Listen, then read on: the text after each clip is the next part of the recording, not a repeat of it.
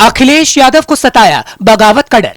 चुनावों से पहले समाजवादी पार्टी में दरा। क्या मिल्कीपुर उपचुनाव और यूपी विधानसभा चुनाव 2027 से पहले सपा को बगावत का डर सता रहा है? क्या समाजवादी पार्टी टूटने वाली है? क्योंकि अखिलेश यादव ने योगी के डर से सपा में कुछ ऐसा फेरबदल किया कि अब लग रहा है कि समाजवादी पार्टी में दरार पड़ने वाली है, जिस कारण मिल्कीपुर उपचुनाव और 2027 विधानसभा चुनाव में अखिलेश को हार का सामना करना पड़ सकता है। नमस्कार, कैपिटल टीवी देख रहे हैं आप। मैं हूं आपके साथ हर्ष भारद्वाज। 2027 से पहले यूपी में कुछ बड़ा होने जा रहा है। खबर है कि सपा को पार्टी में बगावत झेलनी पड़ सकती है। इसलिए कहा जा रहा है कि जल्द ही सपा अध्यक्ष अखिलेश यादव अपने कई जिला अध्यक्षों को बदल सकते हैं। पार्टी की ओर से सूची जारी की जा सकती है। सपा के 15 से 20 जिला अध्यक्ष बदले जा सकते हैं।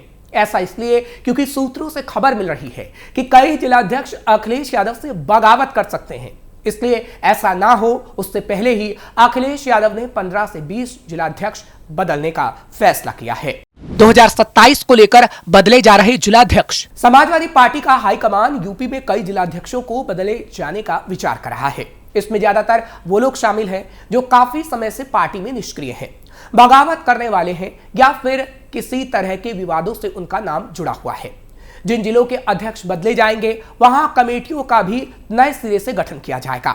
बगावत करने वालों को बाहर का रास्ता दिखाएगी सपा। सूत्रों से मिली जानकारी के मुताबिक इनमें से कुछ जिले ऐसे हैं जहां अध्यक्ष या तो किसी विवाद में फंस गए हैं या फिर निष्क्रिय हैं या फिर बगावत कर सकते हैं।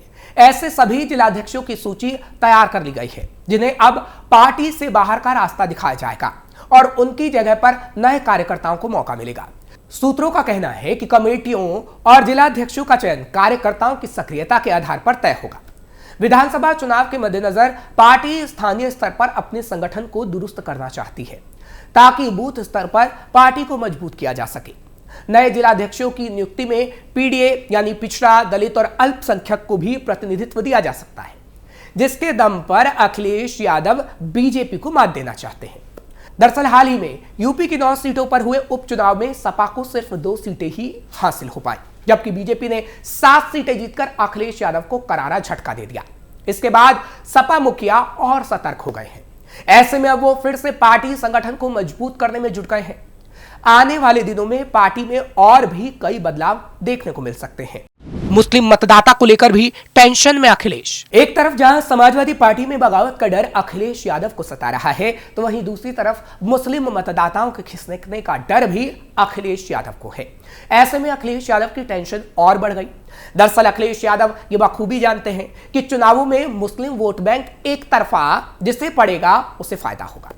अब यही मुस्लिम वोट बैंक समाजवादी पार्टी से खिसकता देख अखिलेश यादव डरे हुए हैं। शायद यही वजह है कि इसी सियासी गोटी को सेट करने के लिए वो साम दाम दंड भेद सभी की नीति अपनाने की कोशिश में है। समाजवादी पार्टी के मुखिया अखिलेश यादव को असल डर मुस्लिम वोट बैंक खिसकने का है।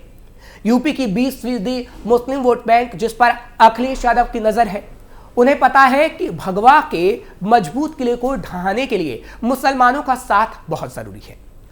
अगर मुस्लिम वोट पर भाईजान या कांग्रेस बीएसपी ने सेंध लगाई तो समाजवादी का खेल बिगड़ सकता है।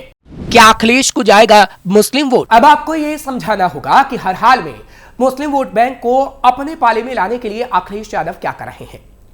यूपी की राजनीति में जैसे नेता तुष्टीकरण का हर दांव आजमाते हैं, अखिलेश भी इन दिनों उसी राह पर है। तभी महाकुंभ को लेकर सियासत कर रहे हैं। ऐसा नहीं है कि अखिलेश ने ऐसा पहली बार किया हो। अखिलेश यादव ने पहले भी देश के दुश्मन जिन्ना का गुणगान किया था और इतने से बात नहीं बनी थी तो साधु संतों को चिरंजीवी तक बता दिया था। एक तरफ तो अखिलेश यादव खुद को राम भक्त बताते हैं और दूसरी तरफ हिंदू साधु संतों के लिए अपमानजनक टिप्पणी कर देते हैं। यूपी में क्या है मुस्लिम वोट बैंक का गणित? यूपी में मुस्लिम वोट बैंक करीब 20% है। सूबे की 143 सीटों पर मुस्लिम वोटर काफी ज्यादा है। 70 सीटें ऐसी हैं जहां मुस्लिम आबादी 20 से 30% है। ओवैसी 2027 में भी 55 जिलों की मुस्लिम बहुल सीटों पर प्रत्याशी उतारने की तैयारी में है। फिलहाल ऐसा होगा या नहीं, ये तो आने वाला वक्त ही बता पाएगा। लेकिन अखिलेश यादव की सबसे बड़ी परेशानी तो यह रहती है कि ओवैसी कहीं उनका खेल ना बिगाड़ दे। मुस्लिम बहुल वाली 143 सीटों पर बीजेपी तभी जीत सकती है जब मुस्लिम वोट एसपी, बीएसपी और एआईएमआईएम के बीच बट जाए। अखिलेश की टेंशन यही है कि वो किसी भी हाल में मुस्लिम बहुल वाली सीटों को हाथ से नहीं जाने देना चाहते, वरना समाजवादी पार्टी का खेला बिगड़ जाएगा।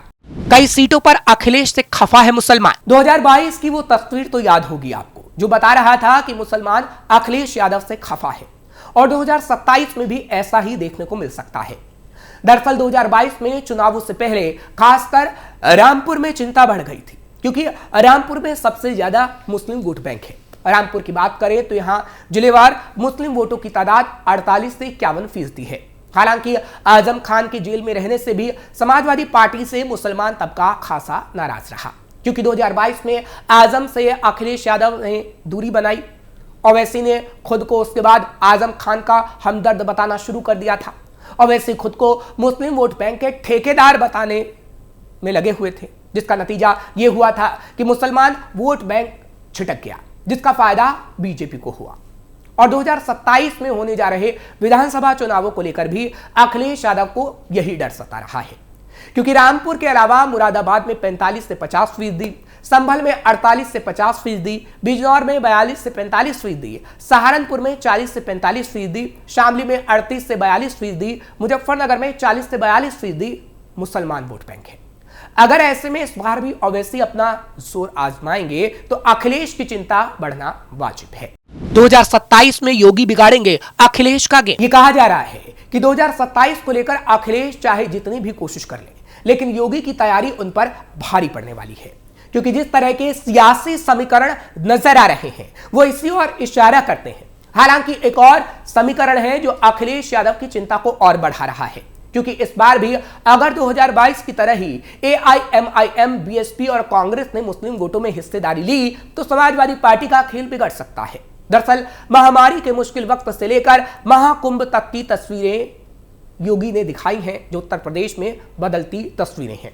एक्सप्रेसवे, एयरपोर्ट की सौगात, गरीबों को आवास, रोजगार से लेकर केंद्र की तमाम लाभकारी योजनाओं का लाभ सीधे जनता तक योगी ने पहुंचाया है। लेकिन अखिलेश बस मुसलमान और जिन्ना की बात करते रहे। 2022 के चुनावी मौसम में मुसलमानों को साधने के लिए अखिलेश ने जिन्ना की खूब तारीफ की थी। अखिलेश यादव ने जिन्ना की तारीफ में कुछ इस तरह कसीदे पढ़े थे कि देश की सियासत में भूचाल आ गया था। लेकिन फिर भी अखिलेश से मुसलमान वोट बैंक छिटक गया था। नतीजा यह हुआ कि बीजेपी सरकार बनाने में कामयाब हुई थी। बीजेपी ने अखिलेश को चौतरफा घेरा। 2022 में बीजेपी ने अखिलेश को ऐसा घेरा था कि अखिलेश धराशायी हो गए थे। बीजेपी ने माफियाओं को लेकर सपा को घेरा था। बीजेपी ने कहा था माफिया और गुंडों के खिलाफ योगी सरकार का बुलडोजर चल रहा है, अपराधियों और बदमाशों को सलाखों के पीछे पहुंचाया जा रहा है। लेकिन अखिलेश यादव को मुख्तार अंसारी, अतीक अहमद जैसे लोगों के लिए हमदर्दी है। इसके पीछे भी कहीं ना कहीं वोट बैंक और सियासी फायदा ही है। 400 सीटें जीतने का दम भर रहे बबुआ कभी राम राम जपने लगते हैं तो कभी वोट के लिए जिन्ना को हीरो बना देते हैं। बीजेपी ने यह भी आरोप लगाया कि अखिलेश सरकार के दौरान गुंडे बदमाश बेखौफ थे, लेकिन जब योगी राज में गुंडों बदमाशों की प्रॉपर्टी का गर्दा उड़ाया गया तो वो भड़के हुए हैं। वोट की सियासत की खातिर नेता रंग बदलते रहते हैं। कभी बाबरी मस्जिद को बचाने के लिए राम भक्तों पर गोलियां चलवा दी गई थी। उस वक्त कुछ दल के नेताओं ने अयोध्या को अछूत बताया था, लेकिन अब वही नेता राम राम जपने लगे हैं। फिलहाल ये कहा जा सकता है कि 2022 की तरह 2027 में होने वाले विधानसभा चुनाव के लिए अखिलेश यादव को मुस्लिम वोट के लिए खौफ तो है, क्योंकि हाल ही में हुए उपचुनाव में बीजेपी की जीत से अखिलेश इतने डरे हुए हैं कि मुसलमान जप रहे हैं। पहले भी अखिलेश यादव जिन्ना और माफिया डॉन मुख्तार अंसारी की तरफदारी करने से नहीं चुके थे, जिसका खामियाजा उन्हें भुगतना पड़ा था और वो हार गए थे। फिलहाल 2027 के विधानसभा चुनावों को लेकर भी मुस्लिम बहुल सीटों को लेकर अखिलेश की चिंता लगातार बढ़ रही है, लेकिन अब ये आने वाला वक्त ही बता पाएगा कि चुनावी नतीजों में किसकी लंका लगेगी और कौन यूपी का बाहुबली बनेगा। फिलहाल आपको ये खबर कैसी लगी आप हमें कमेंट बॉक्स में जरूर बताइएगा। खबर को लाइक करें, शेयर भी करें और हमारे चैनल को सब्सक्राइब जरूर करें।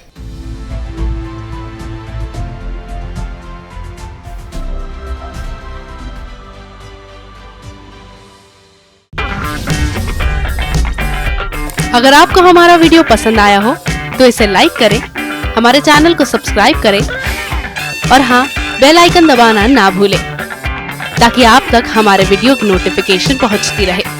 आप अपना सुझाव हमें कमेंट बॉक्स में दे सकते हैं। हमारे साथ जुड़ने के लिए शुक्रिया।